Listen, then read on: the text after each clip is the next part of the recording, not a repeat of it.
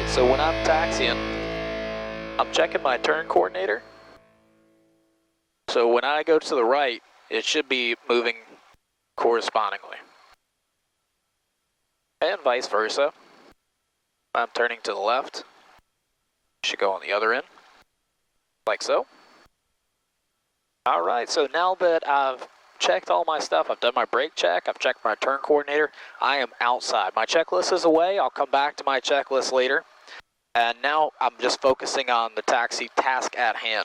I'm keeping my nose down the center, so a good reference for inside your cockpit is your magnetic compass. So keeping that magnetic compass right down the middle. And as I'm taxiing, if I need to go and pull it over to the left, I'm going to push a little bit more pressure on my left pedal. Notice how I'm not on the top end of the pedals, I'm on the bottom end. I'm kind of using my feet, my heels, to push this pressure and keep that line for taxi. So I'm not having to be like overly on them.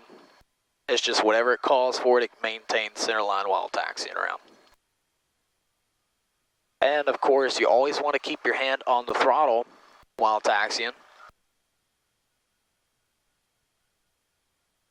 And if you ever feel like your ground speed is too fast, so a good taxi speed is, you want to imagine yourself outside the wing and you're doing like a power jog. The FAA says no faster than a brisk walk.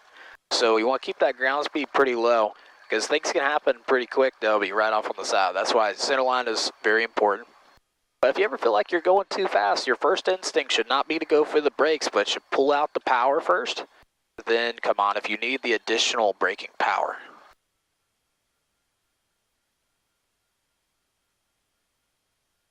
And we have our, another one while taxiing around is you want to have your wind correction for taxi, especially if it's really, really strong winds or it's gusty out.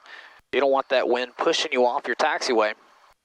So I bugged those things earlier, so it looks like it's right off my right shoulder, and I'm going to dive away from the winds. If it was within my windshield, then I'm going to point into the winds. Alright, so before crossing over and doing our run-up, we're looking at our base leg and final. We're checking to see if anybody's coming in.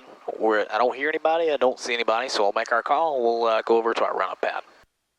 Cape Fear traffic, Cessna 79er, 904 X-ray, crossing runway 05 to the run-up area, Cape Fear.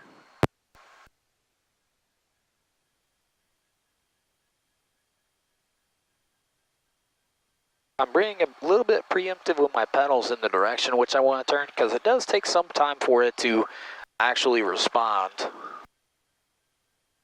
And it's just a nice little balance.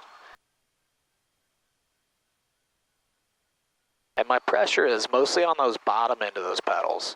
The tops, they're called rocker pedals, so you can see that they're starting to move when I am getting onto the brakes. And then when I'm really trying to turn, I'm going to have more of that left pressure.